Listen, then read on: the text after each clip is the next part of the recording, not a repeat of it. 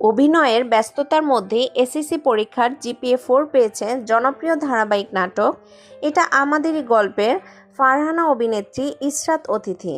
হ্যাঁ ভিউয়ার্স, পরীক্ষা 2 দিন আগেও শুটিং। এটা আমাদের গল্পের ফারহানা এসএসসি ফলাফল প্রকাশ্যে। উত্তরা কেসি মডেল স্কুলের মানবিক বিভাগ থেকে এবারে এসএসসি পরীক্ষার অংশ নেয় সে। নবম শ্রেণী পর্যন্ত বিজ্ঞান বিভাগে পড়েছেন অতিথি। তবে এটা আমাদের এই গল্প ধারাবাহিকের শুটিংয়ের ব্যস্ততা বেড়ে যাওয়ায় বিজ্ঞান বিভাগের পড়াশোনা চালিয়ে যাওয়া কঠিন হয়ে পড়ে।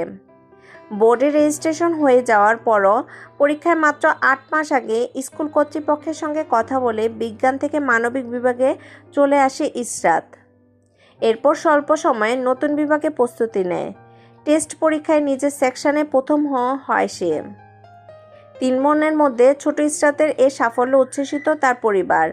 ইশরাতের মেজ বোন সাফিনা সোমবার দুপুরে প্রথম আলোকে বলেন, ওর ফলাফল আমরা অনেক খুশি।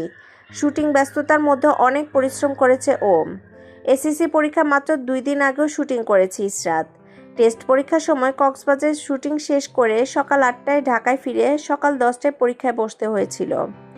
শুটিং সেটও কাজের ফাঁকে বই নিয়ে পড়াশোনা করতে হতো ওকে। ফল প্রকাশের পর ফেসবুকে ইশরাত অতিথি লিখেছে, সবকিছুর জন্য আলহামদুলিল্লাহ। আপনারা সবাই আমার জন্য দোয়া করবেন। ধন্যবাদ।